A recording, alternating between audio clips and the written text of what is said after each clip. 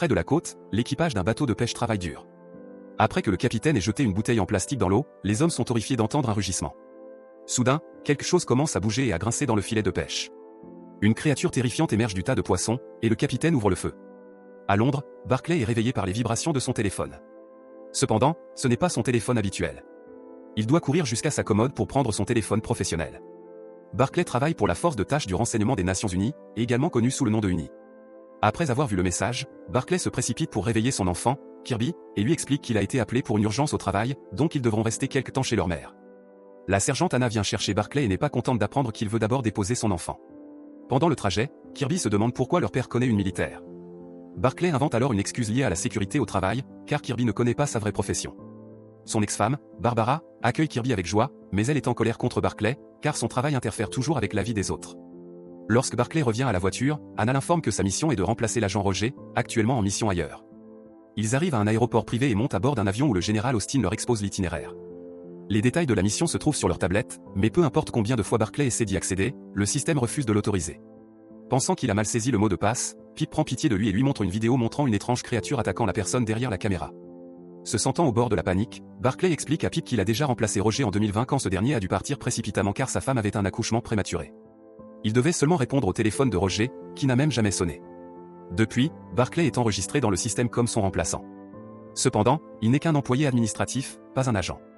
Pip réalise alors qu'il a montré la vidéo à quelqu'un sans autorisation et cesse immédiatement de lui parler. L'avion laisse le groupe sur une île, où un hélicoptère les récupère et les emmène à Cala Escondida. Là, une équipe de soldats de l'Uni a déjà installé un camp et prépare les armes. Bientôt, le groupe atteint un bâtiment en bordure du village, et Austin explique que les habitants ne voulaient pas qu'ils soient trop proches de leur maison. Lorsqu'ils entrent, tout le monde passe par une décontamination avant de rencontrer le colonel qui leur présente le monstre tué par le pêcheur. Ils l'ont suspendu au mur dans l'espoir de gagner de l'argent en l'utilisant comme attraction. L'Uni a vu les publications en ligne et les a déclarées comme un canular avant de venir reprendre le contrôle de la situation. Austin le surnomme Homo Aqua, mais une scientifique le corrige en disant que son nom scientifique est Homospondale. Elle a trouvé une perle à la base du cou de la créature, identique à celle de tous les Homospondales que l'Uni a rencontrés dans le passé. Pourtant, ils ne comprennent toujours pas à quoi sert cette perle. Austin ordonne à la scientifique de la remettre en place et émet l'hypothèse que les créatures reçoivent cette perle à la naissance. Il envoie ensuite tout le monde enquêter. Avant de partir, Barclay regarde le Homospondale et se signe. Au sommet d'une falaise, le groupe rejoint les soldats et Austin se demande ce qu'un Homospondale fait dans une zone aussi peu profonde. Le colonel lui rappelle l'avalanche sous-marine de 2020, qui avait sectionné les câbles de communication, et accuse ces créatures. Ils utilisent alors une machine pour envoyer une impulsion de traduction, si aiguë qu'elle fait trembler Barclay. Ils doivent maintenant attendre une réponse. Ce soir-là, Barclay demande s'il peut passer un appel, mais Anna explique qu'ils ne peuvent pas encore utiliser leur téléphone. Barbara lui a envoyé plusieurs messages à propos de problèmes à l'école de Kirby, et elle le réprimande pour se soucier davantage de son travail que de sa famille. Pendant ce temps, Pip et un autre soldat sont de garde de nuit près du corps du Homospondale. En discutant, ils font quelques pas et réalisent que le sol est recouvert de boue. Au début, ils pensent que c'est une fuite, mais soudain la soldate commence à s'enfoncer et ils comprennent que le sol entier s'est transformé en boue. Pip s'approche autant que possible pour l'aider, mais elle ne parvient pas à atteindre sa main et lui aussi commence à s'enfoncer. Finalement, son corps est complètement submergé et elle se noie. Alors que l'eau atteint la taille de Pip, il appelle à l'aide par radio. Cependant, les soldats n'entendent que des grésillements. Bientôt, une main effrayante attrape l'épaule de Pip pour le noyer aussi. Ensuite, un Homospondale surgit du trou et emporte le corps de la créature morte. À ce moment, une alarme retentit et l'équipe court jusqu'au bâtiment, qu'il trouve vide. Le sol est redevenu normal, mais Barclay aperçoit un morceau de métal coincé dedans. Il le tire jusqu'à ce qu'une chaise entière en sorte. Austin essaie d'appeler Pip et l'autre soldat, mais n'obtient que des grésillements. Il continue jusqu'à ce qu'il entende sa propre voix sortir du sol. Tout le monde se précipite pour creuser jusqu'à voir une main. Barclay, bouleversé par la vue d'un cadavre, sort prendre l'air. Lorsqu'Austin vient le voir, Barclay lui avoue enfin qu'il est seulement un simple employé de bureau. Austin n'y voit pas d'inconvénient, car les règles stipulent qu'en période d'impact historique, politique ou culturel, un civil doit accompagner l'équipe militaire en tant que témoin. Anna admet qu'elle est frustrée car il lui a fallu des années pour obtenir des missions aussi importantes, alors que Barclay y est arrivé par erreur. Elle lui révèle aussi que les Homospondales étaient sur Terre avant les humains, qui sont apparus pendant que ces créatures hibernaient sous Terre. La planète a fini par se transformer et les a emprisonnés. En fait, l'Uni a été créée pour gérer ce genre d'événements surnaturels. Anna se demande si les Homospondales attaquent parce qu'ils veulent récupérer la planète. Leur conversation est interrompue lorsqu'un soldat annonce qu'un Homospondale a été vu sur la côte. Tout le monde se précipite sur place et Barclay reçoit une caméra pour tout filmer. Austin ordonne à tout le monde de baisser les armes alors qu'un Homospondale sort de l'eau et pousse un cri strident. À l'aide du traducteur, Austin lui souhaite la bienvenue et propose une rencontre diplomatique. Lorsque la créature fait remarquer que les humains ont tué les siens, Austin répond que les Homospondales ont tué des humains aussi, et qu'il est temps que tout le monde cesse la violence et commence une amitié. La créature est à la fois d'accord et pas d'accord, et le traducteur n'arrive pas à saisir pleinement le sens de la phrase. Soudain, d'autres homospondyles émergent de l'eau, ce qui provoque la panique parmi les soldats, mais Austin répète qu'ils viennent en paix, jusqu'à ce que le chef des homospondyles confirme. Ensuite, Austin demande au chef de répéter la phrase précédente, et la traduction dit « Nous parlons au monde entier en ce moment ». Immédiatement, tous les humains reçoivent une alerte d'urgence sur leur téléphone annonçant une incursion majeure. Partout dans le monde, les gens sont choqués de voir les homospondyles sortir des mers en grand nombre. Tandis que les vidéos filmées par téléphone deviennent virales, les journalistes couvrent la nouvelle en continu. Les dirigeants mondiaux lancent l'initiative diplomatique H2O et construisent un canal menant à la maison impériale, où se tiendront les discussions de paix. Barclay rentre chez lui et dit à Barbara qu'elle devra s'occuper de Kirby un peu plus longtemps. Il met cela sur le compte d'une importante promotion et lui envoie 3000 livres sterling sur son compte pour la calmer. Quelque temps plus tard, des hauts responsables militaires se réunissent à la maison impériale pour commencer les pourparlers de paix. Lorsqu'un drone de paparazzi s'approche trop près de la fenêtre, un garde l'abat immédiatement. Heureusement, les vitres sont en verre sans teint, donc il n'a rien pu filmer. Roger fait irruption dans la salle principale et crie sur Barclay pour lui avoir volé sa place à un événement aussi important, mais les soldats l'expulsent rapidement. Les ingénieurs activent ensuite le système d'eau pour commencer à remplir le réservoir. Tout fonctionne bien au début, mais une conduite se brise. L'équipe se précipite pour la fermer et rediriger l'eau, si bien que le réservoir est prêt juste à temps. Peu après, 4 homospondyles entrent, suivis de 2 Pisamorpha et d'une créature plus humanoïde appelée Homorpha. L'ambassadeur désigné, Ince, les accueille, et la machine traduit, mais il est interrompu par l'Homorpha. Elle s'appelle Salt et parle toutes les langues humaines. Ince termine son discours de bienvenue en offrant une plante qui pousse sur le mont Everest, le point le plus haut de la planète. Salt répond en ordonnant à ses gardes de déposer les œufs morts de ses enfants non éclos, expliquant qu'ils n'ont pas survécu à cause de la pollution causée par l'humanité. Elle refuse d'accepter Ince comme ambassadeur et dit qu'elle ne parlera qu'à Barclay. Tout le monde est surpris. Salt explique alors que Barclay a montré du respect envers son peuple et touche sa perle pour diffuser une vidéo où on le voit faire un signe de croix. Elle lui demande d'être l'ambassadeur de la race humaine et, après de nombreux refus et hésitations, il finit par répondre « d'accord ». Ince annonce que la réunion est levée et les gardes emmènent immédiatement Barclay. La commandante de l'unité, Kate, le retrouve en privé et lui demande s'il a déjà eu un contact avec les homospondyles. Il jure que non. Kate l'avertit que ses services de renseignement enquêtent sur toute sa vie et sa famille. En fait, des soldats vont chercher Barbara et Kirby. Barclay jure qu'il n'a jamais voulu que cela arrive, mais fait remarquer que l'unité a besoin de lui en ce moment. Lorsqu'Ince sort du bâtiment, les journalistes l'entourent, mais il refuse de commenter son renvoi. Internet explose en apprenant qu'un civil inconnu représente désormais l'humanité, et certains estiment que des créatures étranges ne devraient pas avoir d'influence sur leur politique.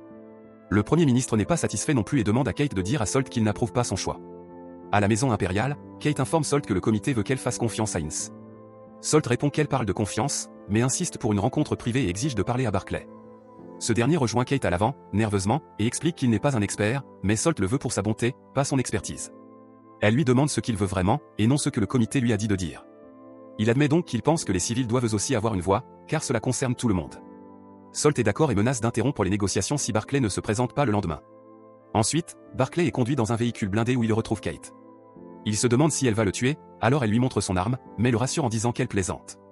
Kate lui explique qu'elle a travaillé dur pour construire un monde meilleur pour tous et qu'elle veut qu'il collabore pour la paix. Barclay est ensuite transporté à l'hôtel diplomatique, où le général Dominique le prend secrètement en photo dans une pièce privée. Barclay retrouve sa famille et il panique en apprenant son nouveau rôle. Kirby trouve ça génial, mais Barbara s'inquiète pour son emploi et les jours d'école manqués. Barclay pense que cet événement historique doit être une priorité, et il dit que Salt est magnifique, ce qui pousse Barbara à se moquer de lui. Kate et son équipe analysent chaque mot prononcé par Salt. Elle n'a cessé de dire « nous » pendant son discours, ce qui les pousse à se demander si ces créatures partagent une conscience collective. Lorsque Salt a inspiré pour sentir la plante, son groupe l'a fait en même temps, y compris les poissons.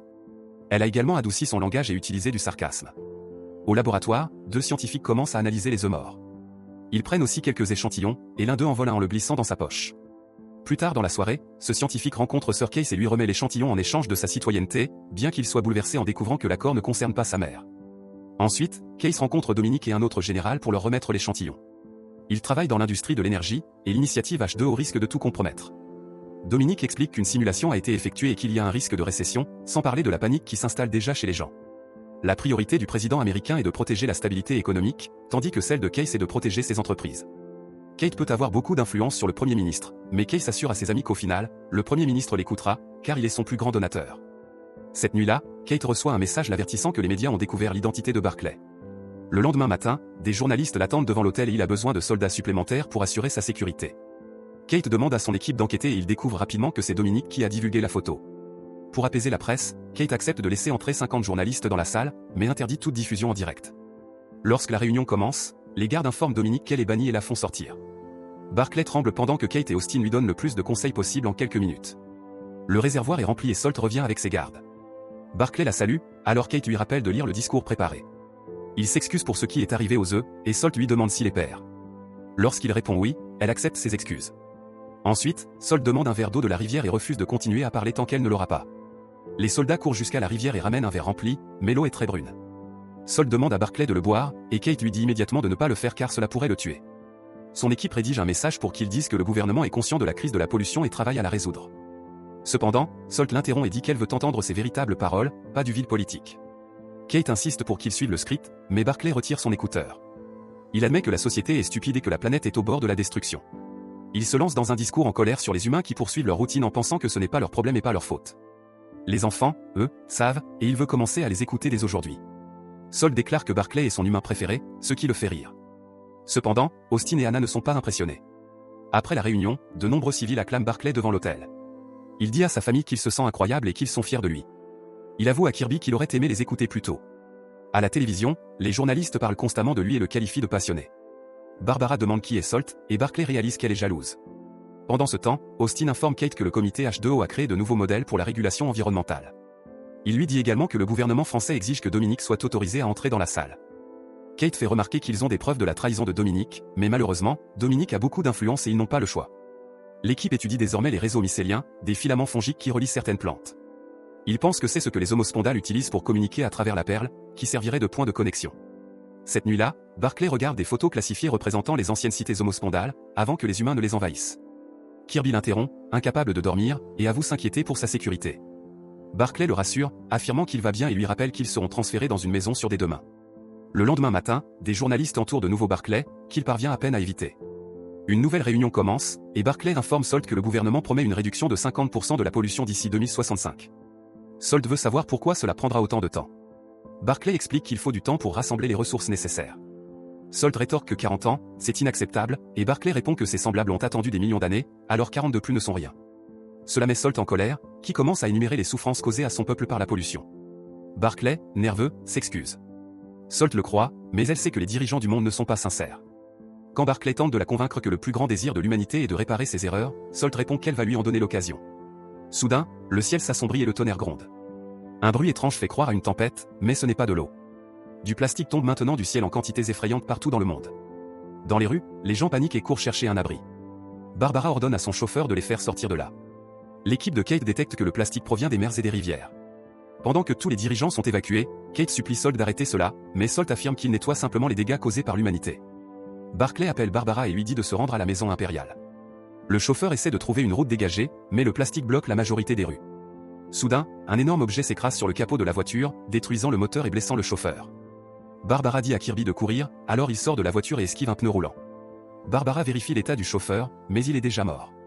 Elle appelle Barclay et lui demande de retrouver Kirby dans la rue, avant de se mettre elle aussi à courir. Barclay sort précipitamment pour chercher Kirby. Il voit qu'un ancre est sur le point de lui tomber dessus, alors il se jette sur lui pour le sauver à temps. Barbara les rejoint, et toute la famille se précipite se mettre à l'abri dans la maison impériale. Austin considère cet événement comme une déclaration de guerre des homospondales. Toutes les chaînes de télévision du monde couvrent cette pluie de plastique, et les internautes affirment que les homospondales veulent la mort des humains. Tous les gouvernements annoncent que les rues ne sont plus sûres et ordonnent aux citoyens de rester chez eux. Finalement, la pluie de plastique s'arrête, mais désormais, tous les déchets des océans y compris le Titanic recouvrent chaque ville du monde. La facture des dégâts se chiffre en centaines de milliards. Pourtant, le gouvernement affirme qu'il prépare déjà les réparations. Un ancien dirigeant politique déclare que cet incident est un appel aux armes et que les humains doivent s'unir contre les homospondales. Lors de la réunion suivante, Barclay dit à Salt qu'ils sont venus à ce congrès de bonne foi, mais que leurs actions ont compromis le processus diplomatique. Ils jurent qu'ils ne veulent pas la guerre, mais Salt affirme qu'elle a commencé il y a longtemps, que les humains en sont responsables, et qu'elle a simplement rendu ce qui leur appartenait. De vagues propos politiques apparaissent à l'écran, mais Barclay décide de les ignorer une fois de plus. Il reconnaît que les homospondales sont plus intelligents que les humains et comprend leurs préoccupations. Mais désormais, les gens sont blessés et effrayés. Et quand les humains ont peur, ils font des choses terribles. Kate l'oblige à lire de nouveau, alors Barclay déclare que les Nations Unies exigent un accord de paix pendant la durée des discussions. Salt accepte sous 3 conditions. Premièrement, la pollution des océans et des voies navigables doit cesser immédiatement. Deuxièmement, une désignation formelle des frontières, les homospondales exigent la totalité des mers et des rivières. Les humains n'auraient plus le droit de voyager par bateau, car ils ont évolué pour vivre sur Terre. Elle mentionne aussi le ciel et interdit les avions, en affirmant que l'air au-dessus de l'océan fait aussi partie de l'océan. Les dirigeants présents dans la salle paniquent et expliquent que le monde moderne dépend des importations, y compris de nourriture. Cependant, Salt refuse d'écouter quiconque sauf Barclay, et crie aux autres de se taire. Soudain, son corps se transforme en corps masculin avec une voix d'homme. Barclay s'excuse et dit à tout le monde de s'asseoir et de se taire. Pendant que Salt retrouve son apparence initiale, Barclay explique que les gens ont peur, qu'ils craignent ce qu'ils ne comprennent pas, mais qu'ils ne veulent pas offenser. Ensuite, Sol demande la troisième condition, en touchant sa perle pour faire apparaître une carte sur tous les écrans. Un point au milieu de l'océan est marqué, et Barclay comprend qu'elle veut que le reste des réunions se tiennent sous l'eau. Sol souhaite qu'ils prouvent leur engagement pour la paix et l'égalité en les rencontrant dans leur monde. L'équipe de Kate étudie l'endroit et découvre qu'il s'agit de la fosse des Romains, l'un des points marins les plus profonds au monde de 25 000 pieds, soit 8 km de profondeur. Des sous-marins ont implosé à moitié de cette distance. Kate supplie Barclay de ne pas répondre, mais il annonce à Sol qu'il accepte toutes ses demandes.